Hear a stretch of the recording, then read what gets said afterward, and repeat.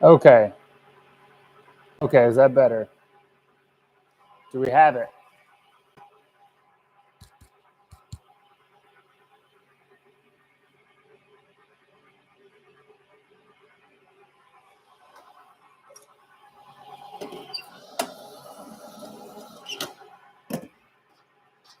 Hello, can you hear me now?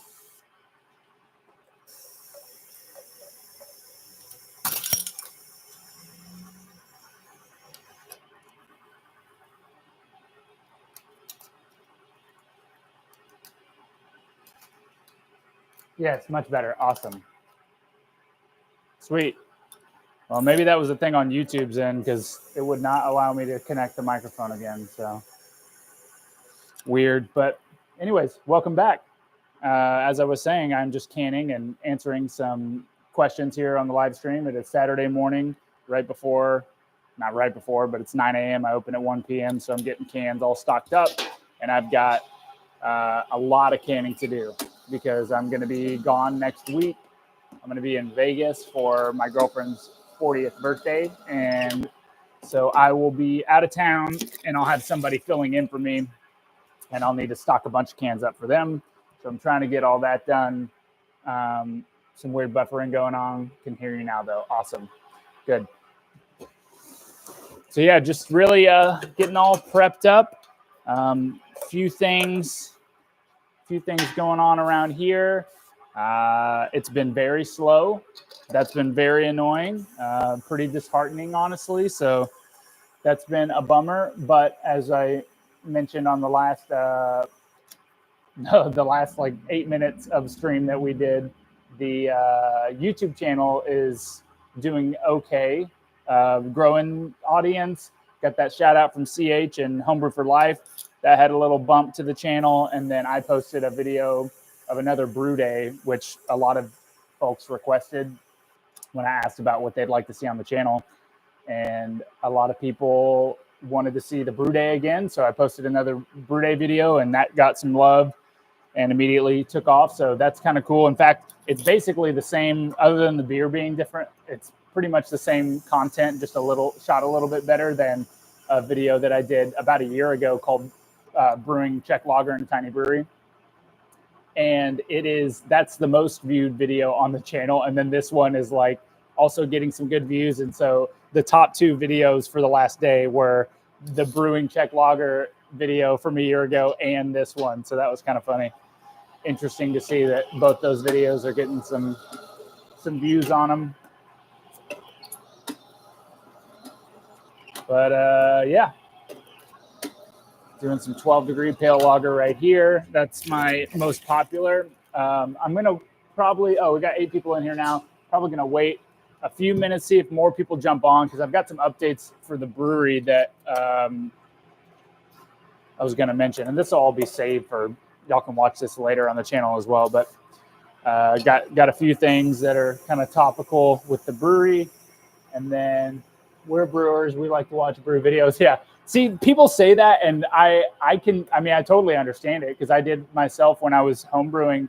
But I love golf, so I watch a lot of golf content, and I'll watch like 45-minute golfing videos. It's nothing but just people hitting shots.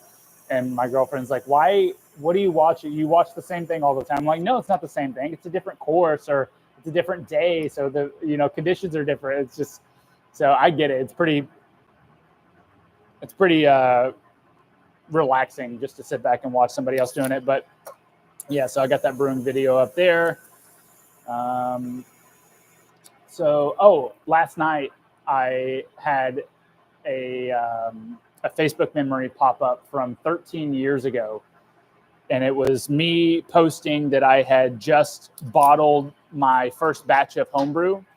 And it was about a week after bottling, so the carbonation wasn't quite there. And I was like, oh yeah, one more week and this will be good. But that I had a pretty weird, I don't know, I had a very like visceral reaction to reading that. It was kind of surreal because that was literally the first batch of homebrew I'd ever brewed by myself in an apartment in Scottsdale where I was living at the time. and was like super interested in homebrew. I mean, I was watching CraigTube and all these, all the homebrew YouTube OGs, and just trying to brew beer. And that was 13 years ago. I was 20 years old, and now I'm here and I own a brewery in Texas. It's fucking wild, dude. So that made me feel a certain type of way. Anyways, yeah, I just thought I'd share that with you because that was like a pretty interesting time in my life. I was living out in Arizona for a year and was working as a pastry cook at a restaurant, and then got into craft beer, like fell in love with craft beer when I was 20, even though I technically wasn't legal to drink it, but I could homebrew. So I started homebrewing. A guy that I used to work with taught me how to homebrew, and I started doing it in my house, and then like just fell down the rabbit hole and just went full bore, and then moved back to Austin and got into the beer scene. The rest is history. But yeah, that got me thinking about a lot of stuff. That 20-year-old me would be stoked where I'm at right now, honestly. Love everything about the channel. You definitely fill the gap in what's been missing in the brewing community for a while. Much love from Canada. Dope. Thanks, man. I appreciate that. It's very kind of you. And all the way from Canada. What part of Canada? I don't know if I've seen too many Canadians on here before, but I know there's a couple folks from Australia that pop on. Toronto, huh? Nice. Always wanted to go to Canada. I hear Toronto and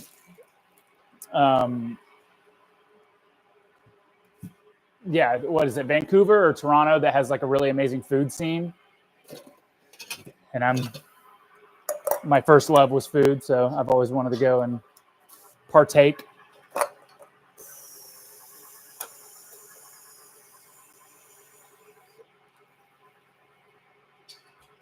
I think it's kind of a fantasy, as many homebrewers think one day they could go pro.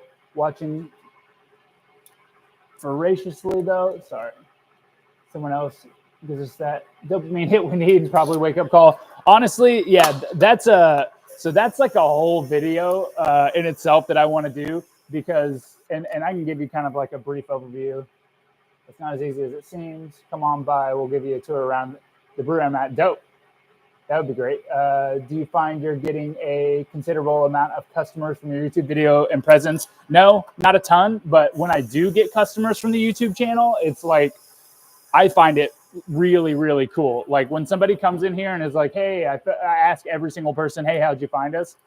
And when somebody's like, I found you on the YouTube channel, even if it's a local person, I think that's so cool. Like just the reach of it. And honestly, that's kind of, I wish that my product wasn't only,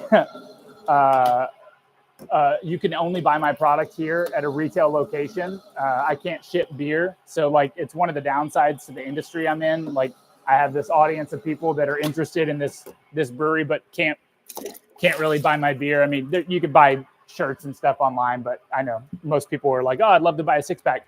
So that part of it's kind of frustrating, but it is cool to see people, especially when they come from out of state. I've had several people hit me up that are like, hey, I'm coming in from, very far away. I'm planning a trip to Austin, and we're going to make a trip up to Temple to see you. So if y'all ever come by, I love it. I love meeting y'all. I love meeting people in general and having conversations about brewing. Road trip, get it. So I was going to say something, and I kind of got off track, but the comment that said, kind of a fantasy for homebrewers to think one day they could go pro. So I've thought about this a lot.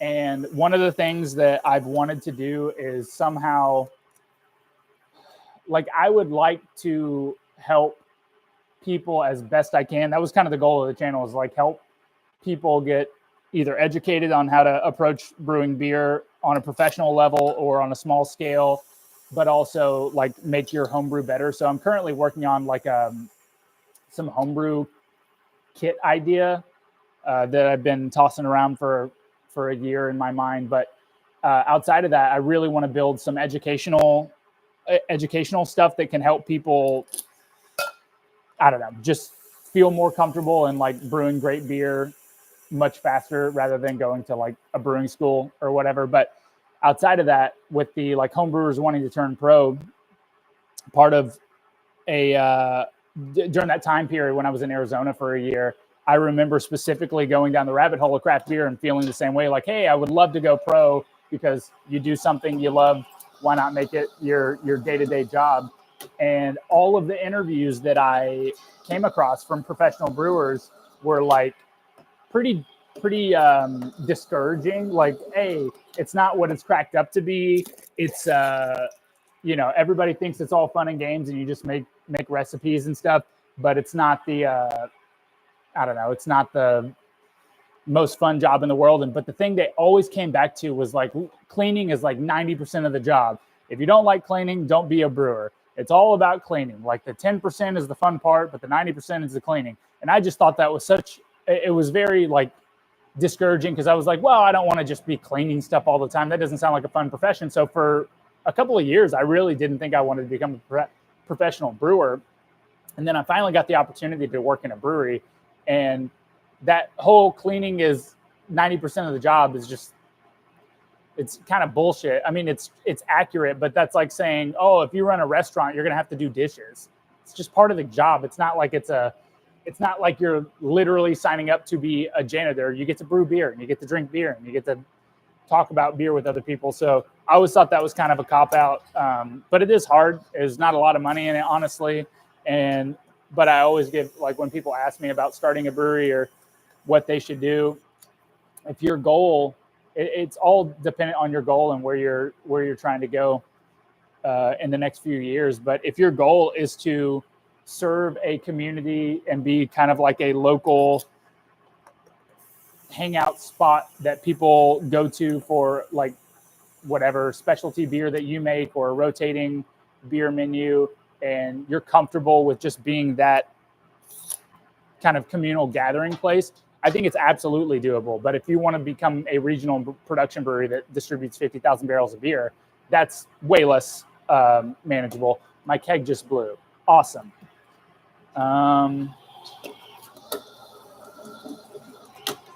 So instead of changing that right now, I'm going to go ahead and switch over to the 10. A lot of folks consider just the brewing aspect as being the sole factor of going pro, but a tons of other aspects really limit it. Would be cool if you delved in more of the business side, excise laws. Yeah, I've got a few video ideas that I've kind of written down. Honestly, I feel like I've tried to tackle a couple of the more like back end, like I have a COGS video that I've written out that I want to do, and other kind of business focused stuff. But I don't know.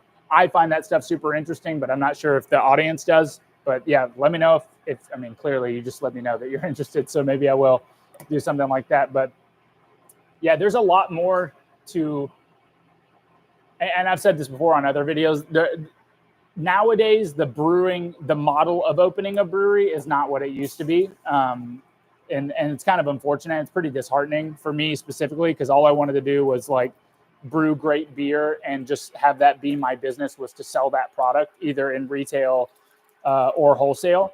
And unfortunately now the only sustainable model that I see is the brew pub on-site events space model.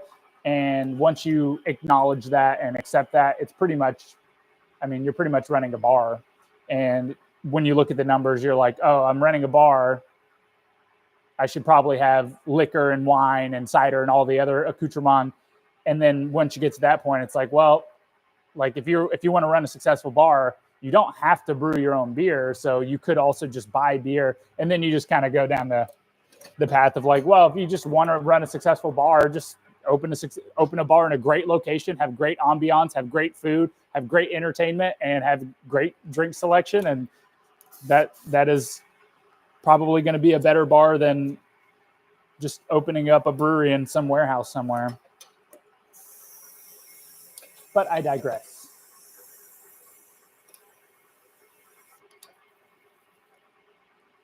All right, Saturday mornings are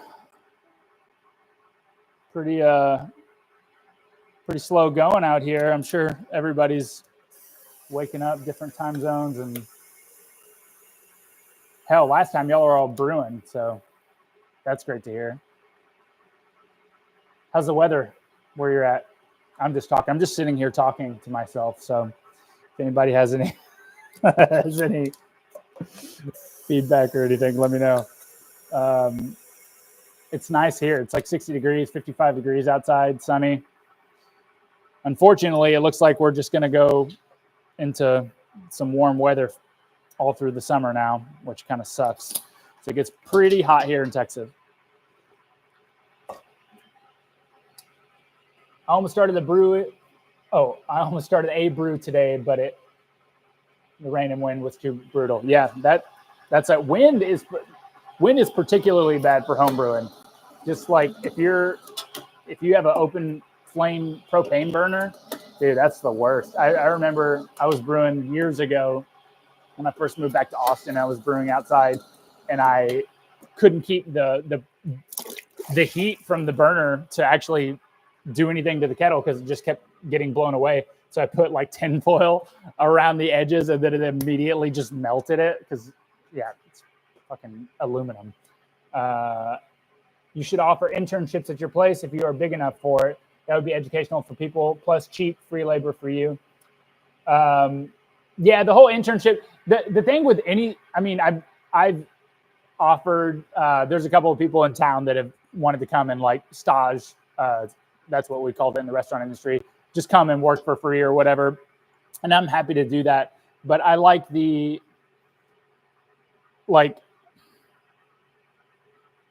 don't know. How do I say this? It's hard to, one, get people to come out and do anything. So and scheduling people. So like people will say like, oh, I want to come out and do stuff. But they just don't make it happen. This is not talking about Nolan. Nolan's great. I couldn't schedule with him. But then the second part of it is like, I also have to I have to work when I'm here, and I generally don't like if I were to have a training or something, it would need to be like a dedicated day, which is fine, and I could make time for it. But generally speaking, it's when I'm working, I like to put my head down and just get shit done. Let's see. I've been trying to get a Hellas, but have yet to find the grain bill that's giving me the profile I'm imagining.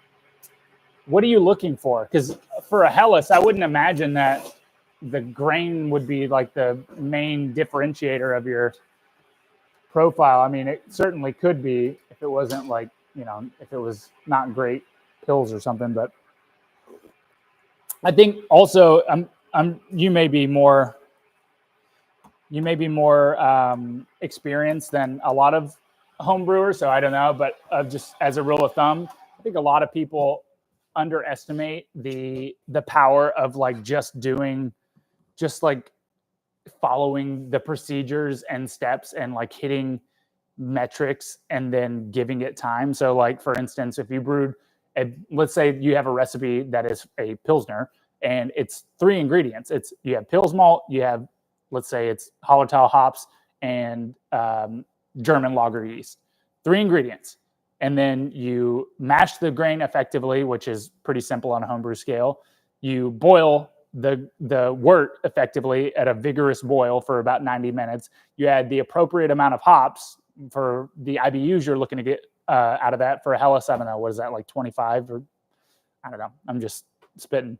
But then just like letting it sit in the fermentation vessel with like an adequate amount of yeast for a long period of time is generally what's going to make it a much better beer. So it could be your grain, could be, I don't know, could be something else. Howdy. Beeraquai. That's it. I remember. Beeraquai.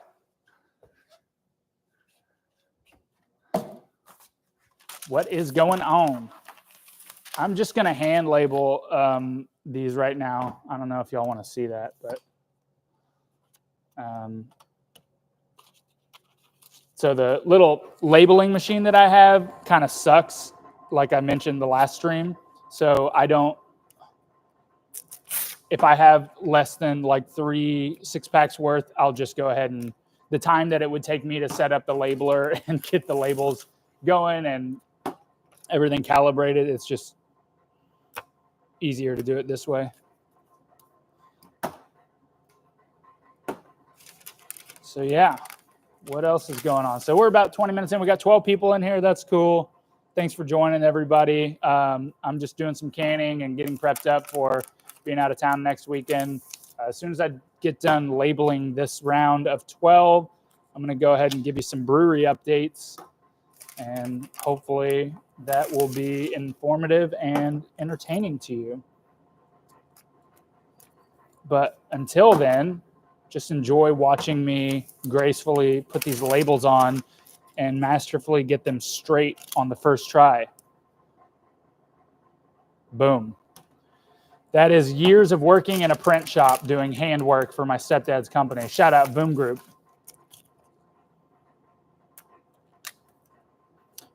Bam. She spoke too soon. How do your revision to the chiller turn out? What option did you choose? So I didn't do anything different other than clean the shit out of the chiller. But I will say I did something last brew day that I feel like an idiot for not doing more of. So I have a plate heat exchanger that my kettle outlet goes to a hose that goes to a pump that goes to the inlet of the heat exchanger, and then obviously goes into the fermentation vessel after that. And one of my big pinch points in the brewing process, as you've heard me say many times on the channel, is that I don't have enough cold liquor to effectively knock out to the 50 degrees that I need. And so that limits my production capabilities as well as my glycol chilling total capacity. So it just throws everything off. So I have to knock out at like 50 or 60, 55, 60 degrees and then let the glycol chiller cool the tank down. But the last time I brewed, for the first barrel that I was knocking out, I took cold city water, because it's very rare that the city water is cold here in Texas. And I just happened to notice that it was coming out at like 50 degrees. And so I was like, you know what, why don't I try to knock the first barrel out with cold city water and get that down as low as possible, and then just finish the rest of it with my cold liquor so that I can effectively knock out more beer. And I ended up knocking out like 3.7 barrels of beer, which is a huge change to the game. So that's just one small example of how you don't think of doing anything, and then you just randomly get that idea, and boom, I just got like 0.7 extra barrels out of a batch of beer because I thought about doing that. So that was really cool and effective. But the long-term play is to have a pre-chiller before the main chiller. So I would have a heat exchanger that will work from city water that will cool it down before it gets to the primary heat exchanger that is cooled with the cold liquor. And that way I will be able to effectively knock out more beer at colder temperatures so that I can finally meet my potential and brew at capacity. I work in IT. Had to do some work this morning, so interesting in the background. Oh, listening in the background. Awesome. Good. I was on the last couple of days of driving back and forth from Austin. I've been listening to the Elon Musk autobiography, which is like 22 hours of of listening to someone speak. But yeah, just having some background noise is always great. Just put your head down, get her done. And I am getting close to running out of labels, so I'm going to need to order more. That's one of the downsides to doing things in small quantities, is when you when you start to run out, it just, like, ordering more labels is going to be like $400, and that's just $400 that I do not want to spend right now. Need to do beer can pre-sale so that I can get everybody to buy all the cans first before I buy all the cogs.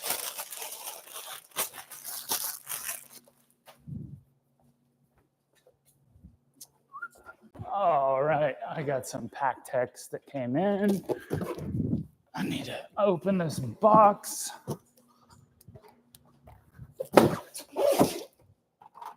Let's see. Same thing, grinding. What does that say? Oh, grinding on wedding thank you cards. Oh, nice. Hey, congratulations on getting married. That's cool.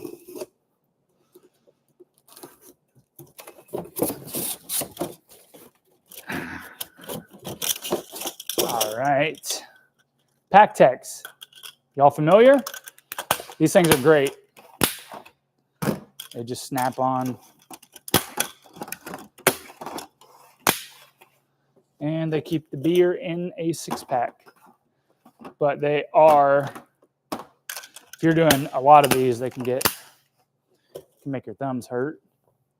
They can make your thumbs hurt. Okay. Let's get these in the cooler. 6-pack, 6-pack, 6-pack, 6-pack. All right.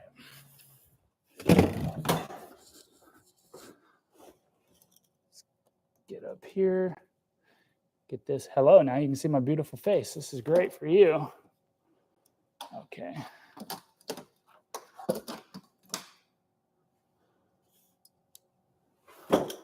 Sweet.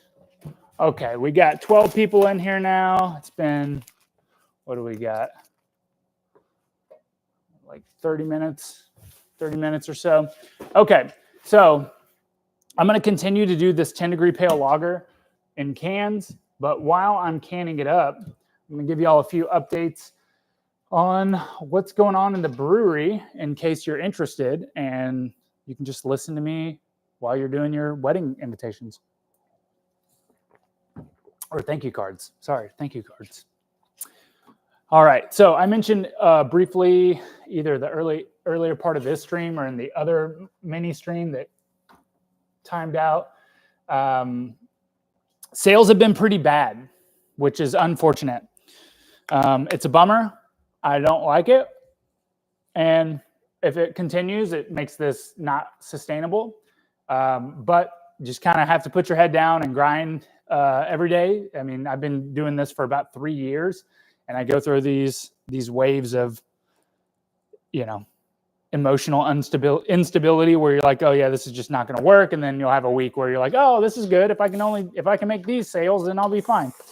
But yeah, it's a bummer. It's a bummer. So I looked up the last time somebody asked about the can percentage. I looked up my sales from this week, and so far cans are sitting at about 38% of total revenue, which the revenue has been garbage this week. But some people would probably be like, oh, that's good. You're selling a lot of cans. It's good, but here's the problem. You make way less money on cans. And so if you can only brew a certain amount of beer, the ideal way to sell that beer is to sell by the pint, right? But you offer cans and you sell it lower margin, lower revenue. So it gets out there and you move more beer. But if I move, 50% of the beer that I sold through cans, one, it would make me run out of beer much quicker, but two, it just like the money would just be so low. So that's a bummer. But it is good that people are coming in and buying cans, because that was the goal of launching cans initially. Have you tried any of the newish varietals of Czech hops like Kozbek? I actually did use Kozbek in a beer. I think it might have been, when I first opened, there's a distillery in Waco called Balcones Distilling. They're pretty well known now, but they are friends of mine, and we did a collaboration with their brewing system. And I think we'd use maybe a touch of Kozbek, but we used some Sladek as well. I mean, it was fine. Nothing. I mean, the beer turned out great, but like nothing about those hops I wasn't like blown away. I'm just a sucker for simplicity, to be honest. Like, I love Saaz and exclusively Saaz in these Czech Pils beers. I've brewed many IPAs in the past and have always liked IPAs with like 2 hops in it, maybe 3 hops, and classic varietals. Like my favorite hop combination of all time is Cascade, Citra, and Centennial. Like without exception, it's just perfect. West Coast, easy drinking, piney, citrusy, a little floral. But anyway, so I'm a sucker for like balance and simplicity, but that is not the name of the game in this in this craft beer world, unfortunately. Hi all, Twin Monkeys Homebrewing. Other brewery updates. So yeah, sales are a bummer. I hope they get better. That would be nice. I am going to start sending beers out into the market more frequently as I can. So I'm scaling my production right now, unfortunately, or I'm brewing much more frequently to increase my capacity, my output right now, but it takes like 2 months before I can realize the increase. So that's just a waiting game. But what percentage of Cascade, Citra, and Centennial? Oh, man, good question. I want to say one to one. Here, this will be a very unique Tanglefoot exclusive. So the first beer that I ever brewed on my own, the first recipe I developed at Black Star, the other brewery I ran, was a beer called Numa. It was a West Coast style pale ale, and it was brewed with Cascade, Citra, and Centennial. And I remember the bittering charge was Centennial or Cascade, and I think we shot for around 38 IBUs. We did a Whirlpool edition, or maybe there was like a 10-minute edition that was all Cascade, and then we did a 1-to-1-to-1 Cascade Citra Centennial Whirlpool edition, and then we dry hopped with a I believe a 1-to-1-to-1 Cascade Citra Centennial, or maybe just Citra Centennial. And then that was, oh man, what was that? Probably like a pound per barrel or something. Nothing crazy, but it was like, I love that beer. Very simple malt bill, low amount of caramel malts. But yeah, as soon as I start talking about IPAs, the friggin' viewership goes up. What does that say? Nice. Centennial is my favorite hop. Centennial is great. Could only have one hop, it would be Centennial. I would say Cascade personally. Cascade is just lovely. It's good for a lot of stuff. Love your channel, and yes, I agree with simplicity. Thanks, man. I appreciate that. Fellas, throw a thumb on this video real fast. Yeah, man, do it. Am I missing a can?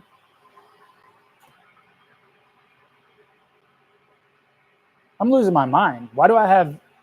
Okay, I must have done one less can than I thought. Other updates. So I talked about sales. Bummer. No more talking about bummer stuff. I'm doing my first ever pop-up in Austin, Texas. If anybody is on here that lives in Austin, Texas, I will be doing a pop-up during South by Southwest.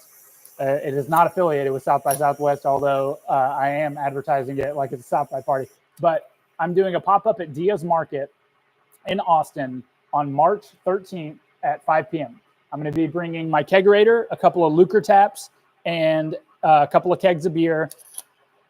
And I'm going to be selling these little plastic commemorative glasses that I ordered from this company that makes these kind of like sustainable, recyclable, stackable plastic cups called Tossware. Pretty cool. But anyways, I'll be selling that and then giving the beer away. And then Jody, my girlfriend's band, is going to be playing out there, Overgold Country Club. So if anybody's in Austin on March 13th, it's a Wednesday, please come by. That would be awesome to see y'all.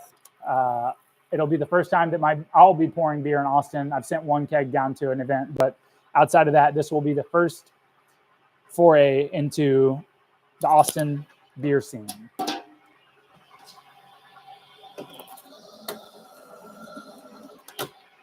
And it's at Dia's Market, which is a cute little grocery store, convenience store that's right across from where I live, honestly.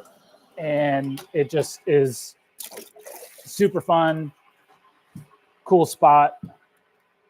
Oh yeah, I'm not a can. I'm losing my mind.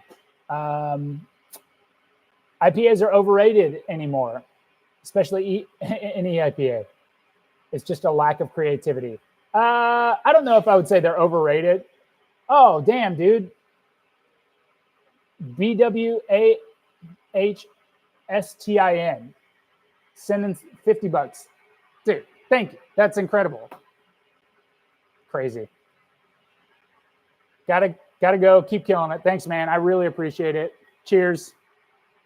Hope to meet you sometime. I wouldn't say that IPAs are overrated, but I think that IPAs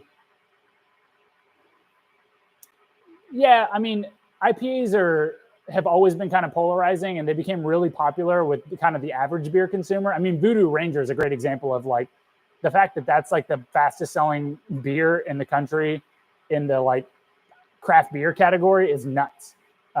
They just like completely pivoted their direction at New Belgium and just hit it hard with the hazy IPA.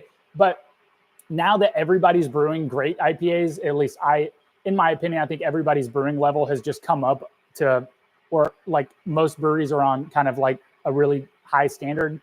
Now that IPAs are not as differentiated as they used to be. So when I first got into craft, back in my day, Sculpin was in a category of its own. It was incredible. It was in its own playing field.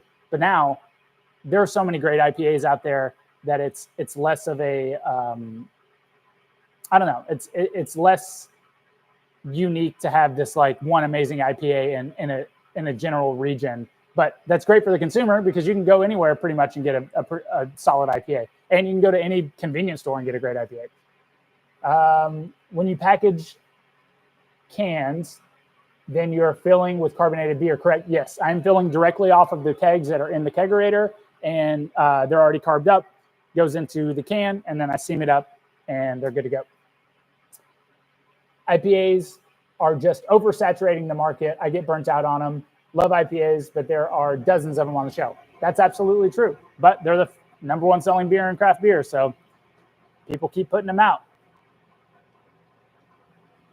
Might have missed it on another video, but what are your thoughts on pressure fermentation? Seems like it's pretty streamlined on your homebrew scale. What are you doing on your scale? Well, I'll answer the second part first. What I'm doing on my scale, you can go watch some of the videos, but yeah, I just do it low and slow, baby. I let my beers lager for like 6 weeks, so no pressure fermentation. I do try to capture some pressure to spoon a little bit at the end of fermentation, but nothing crazy. But as far as pressure fermentation on the homebrew scale, I think it's great. I think if you can, with anything, if you can produce beer that you like, do what works. Pressure fermentation is a good hack to getting there quicker. But I also would say if you're brewing a lager, if your goal is to brew a great lager, I'm sure I could be convinced otherwise with like a blind taste test, but I've always found that just low and slow and let it go, like sit on your lager, drink half of it within a month, and then let the other half sit for another month and just see how it transforms. It really does clean up and round out all the rough edges and just get better, in my opinion. So I've had some batches of my beers here that have been 4 months old and drink incredibly well. Like I just think they get better with age. So, but you do you, whatever you like. Lincoln coming in with $10, dude. Thanks so much. I hope you're doing well, man. I really enjoyed talking to you on that brewery one-on-one. Hope you're moving along with your brewery plans. It's awesome. Also, our tastes are adjusting now, and it's hard to be surprised. Yeah, hard to be surprised when, the craft beer industry had such an exponential, it had such exponential growth, but also such exponential innovation within like 10 years that, pretty much every type of beer has been made. Like every ingredient, every adjunct, every process. There's obviously still room for innovation, especially on the process side of things. Like pressure fermentation is an interesting thing that is kind of is a new take on old methods. But yeah, as far as flavor is concerned, with the kind of the rise of people replicating and emulating other flavors, like like CH Homebrew for Life with the peanut butter and jelly beer, like recreating things that flavors that we know. You can make beer taste like anything now. So in my opinion, what I love about beer is kind of the nuance and subtlety. So my favorite beers have always been balanced and just clean and subtly different than other beers within that style. And that's my personal palate. But for the average consumer, I think what is unique and interesting is something that is like, I didn't expect this to taste like that. So that's just where the market has gone.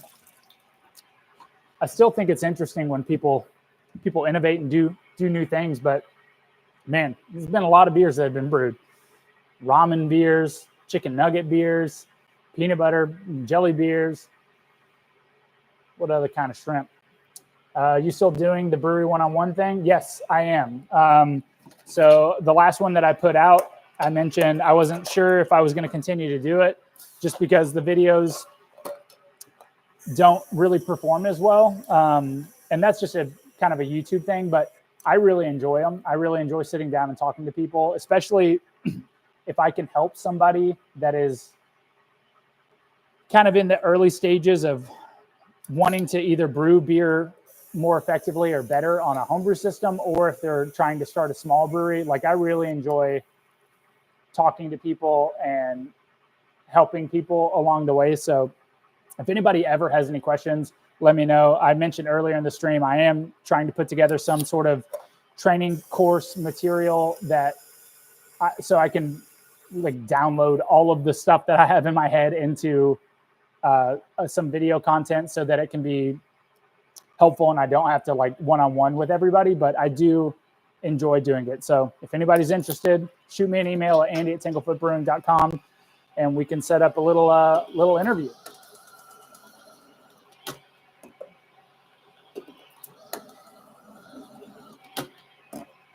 All right.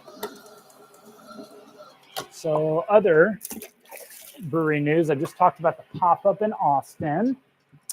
For home brewing, I like pressure fermentation because I can save CO2, pressure transfer into kegs, partially carved at the keg time, so it does turn around faster if I need it.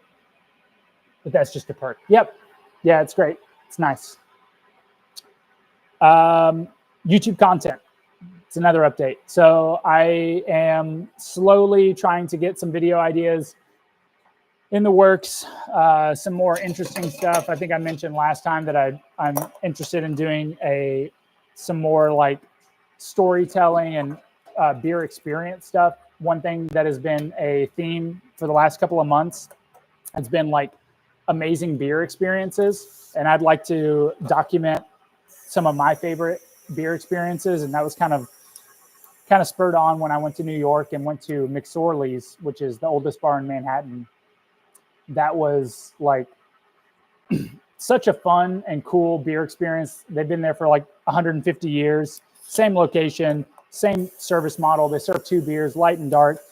And for me, that was just like incredible. Like the beer was good, but just standing at a bar with, 100 people, sawdust on the floor, drinking 2 beers at a time that's a cool thing. So I'm actively thinking of other experiences like that, specifically in Texas, because I could more easily travel to places in Texas. But if y'all have any ideas, what are some other like amazing beer experiences that y'all have had? Obviously internationally, Czech Republic, Germany, places like that. But if there's anything in the States that you think is just like head and shoulders above the rest, shout them out. Remember to press the like button. Yeah, hit that like button. Thanks, Gear. Appreciate it. Yeah, I always forget to say like, subscribe, all that stuff, but that helps. Definitely makes more, definitely pushes the videos out to more people.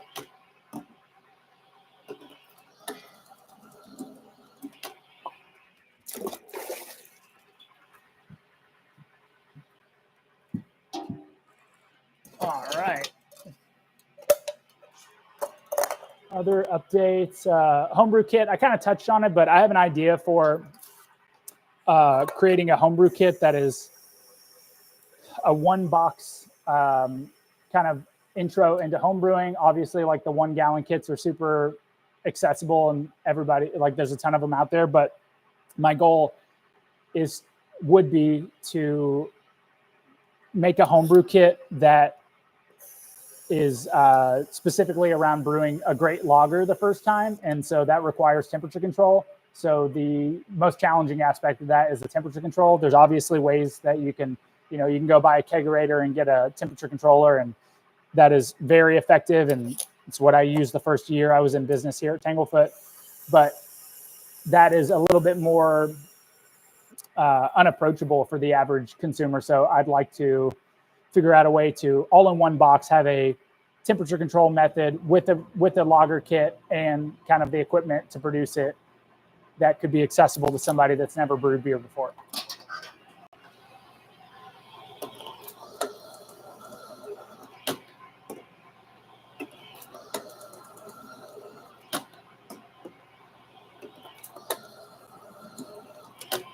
All right. Let's see. Had only brewed Lutra pseudo lagers, but you inspired me to try Tamave Pivo. Dope. Excited to finish it. Yeah, the Lutra, I've done a couple of pseudo lagers and they're okay.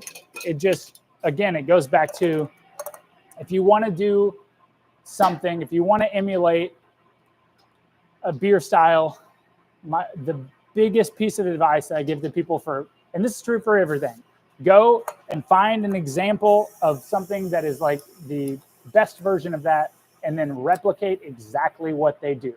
And if they are fermenting and lagering for 2 months, do that and try it and see how it goes.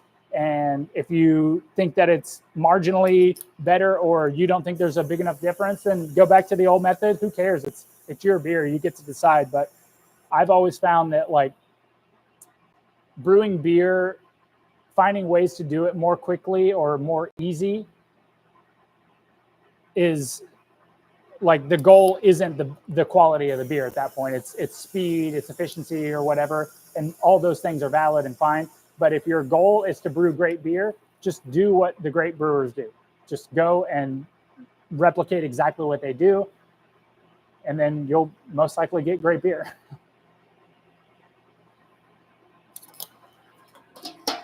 All right. See, this will be the last 6-pack of this beer.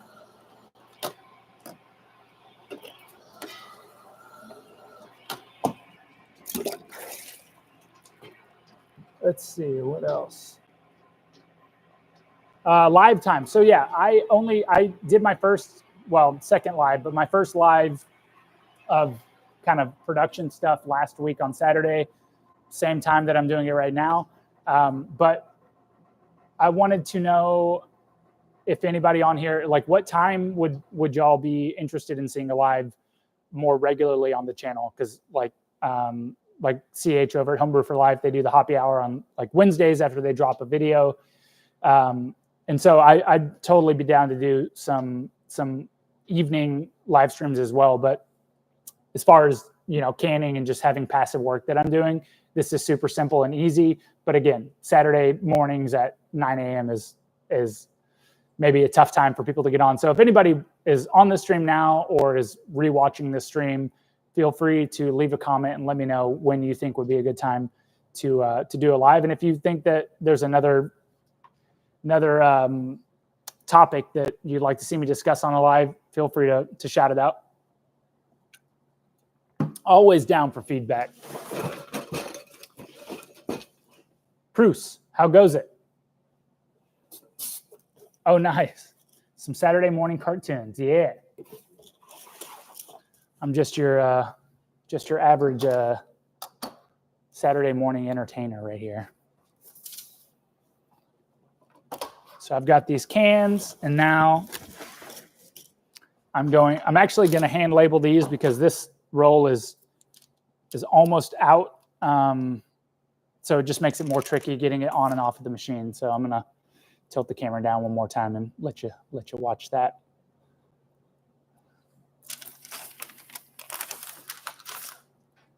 And this whole canning process is pretty pretty mind-numbing and nice to just zone out and sit with your thoughts, make happy little beers, put happy little labels on them. Should just be the Bob Ross of beer. Just start doing beer paintings and beer recipe builds. Talk softly, monotone voice. I recently had a bread infection in my brewery. I feel you. I introduced it and didn't keep the gear separate. Yeah, that's a bummer. It's always a bummer, but part of learning the game, you know? Sometimes we make mistakes, happy little mistakes. And sometimes things work out and you get complacent and you think that doing your standard procedures, maybe cutting some corners, is fine. And then you learn a really expensive lesson like I did. But you live and you learn. And hopefully we get better.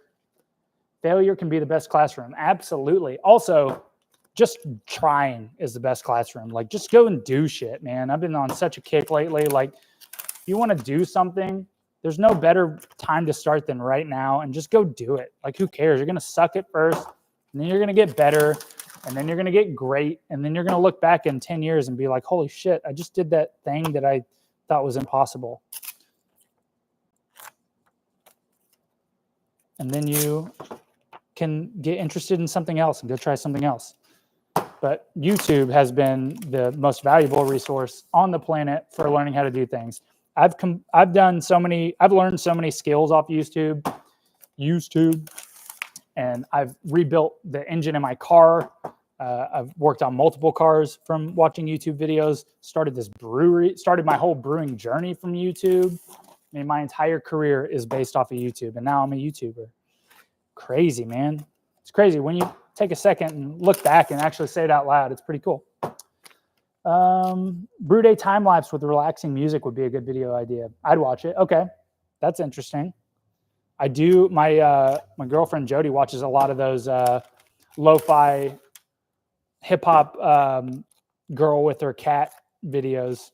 So I joked with her. I was like, "Yeah, what if I just did that with fermentation? Like, just the sound of a bubbling fermentation would be super relaxing." Those labels don't have a problem sticking to wet cans, eh? Nope. They're designed to stick on wet. So, I'm totally am blanking on what the terminology is, but yes, they're designed to go on wet cans.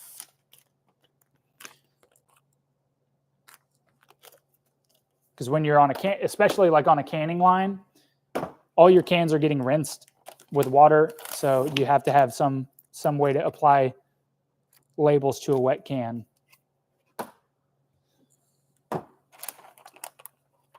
Been married for 25 years. I've been told I have failed many times. She's here, so I must have learned something. That's awesome. Congratulations. 25 years. It's no joke. It's a long time to be with somebody.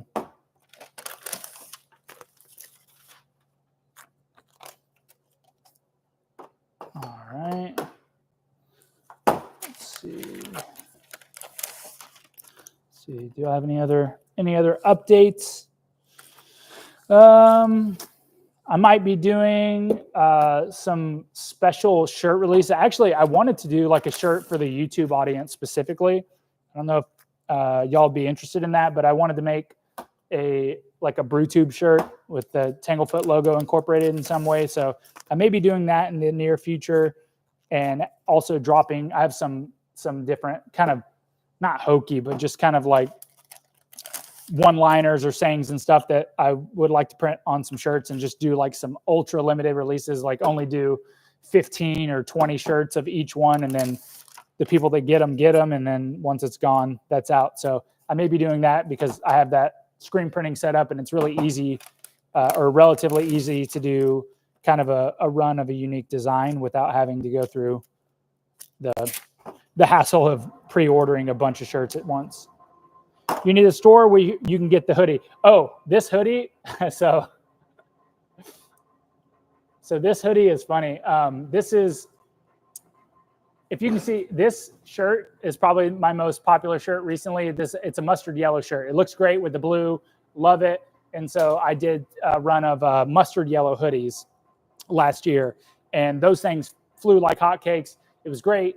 And so I ran out, and so I needed to order some more. So I ordered more mustard hoodies, and these came in, which I don't know if you can tell, but this is a bright ass gold, like hunter's yellow, don't shoot me type of color. So I ordered them, and they came in, and I was like, well, I'll print them anyways. And I had a few people that bought them, and then this one sat around for like a year.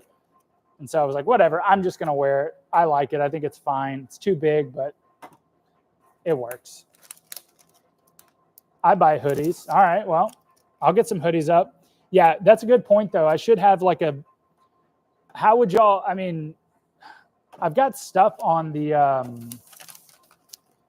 I've got like a build your own merch button on my website, which you can go on there and you can pick a color, buy the shirt, and then you can write in like a color and a size. And so I can print pretty much my logo on whatever you want. But if I did like a merch release or something, would that be better for y'all to like post that on YouTube, or to like I know that there's like options for items on the bottom of the YouTube channel. Would that be easier, or would like just like a link to my website? I don't know. You let me know whatever you think would be easier for y'all, because if I can start selling some merch on here, that would be great. Because currently it's pretty limited to the hours that I'm open on your website now. Nice. I don't have a hoodie button, so if you want a hoodie specifically, I can get something up there in the next day or so. But I will, yeah, I'll try to get something uploaded, and then maybe I'll try to put something on the YouTube shop as well, so that it's more accessible to y'all.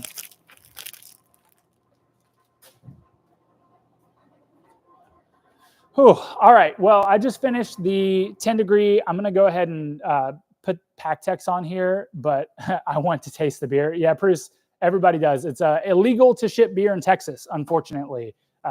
You are welcome to ask somebody to buy it and have it shipped to you. But yeah, unfortunately, I cannot ship beer. It's one of the big downsides to running a brewery YouTube channel, because everybody wants a 6-pack, but I can't sell it. Hard to get it. Yeah, hard to get it up in Canada. Yes, it is very hard to get Tanglefoot beer in Canada. That is true. LubeTube takes so much from their content providers. Put on your website. Okay, that's good to know. I didn't know how the merch stuff worked, but that's good feedback. I wish there was a brewery like yours in my area, Columbus, Ohio. Shout out Columbus. One of my mentors is from one of my friends, and only mentor is from Columbus, I think. Anyway, shout out Jeff Young, Blue Owl Brewing in Austin, Texas. Check them out too. But yeah, anyways, I'm going to go ahead and PackTech these up, and then probably jump off this live and get back at it. But I really appreciate everybody jumping on. Thank you so much for the whatever you call them, super chats or donations or whatever. But yeah, this has been fun. I'm going to probably continue to do these lives. Like I said, if y'all have any feedback on the time that I do these, let me know. But I will be, I'll try to get on here more often. The lives are fun for me because it's kind of passive and good engagement with people. So anyways, that's all I got. Thanks for joining the live, and I will get back to work because I've got a lot of shit to do today. So have a great day. Enjoy whatever you're doing. Tanglefoot Brewing, you must send beer as yeast samples. Yeah, I've thought about that. It's, man, when you own the license and like your name is directly tied to it, like there are legal implications. So that's always been kind of a bummer. I've wanted to do that, but that is I don't know. It scares me. It's not worth it if I get caught. But maybe the legislator will change in the next session and allow me to do that. But I will do my best to get more beer out to everybody. So if you're ever in Austin, swing by, come grab a beer. Thanks for joining the live. We'll catch you on the next one. Y'all have a great day. Enjoy brewing. Cheers.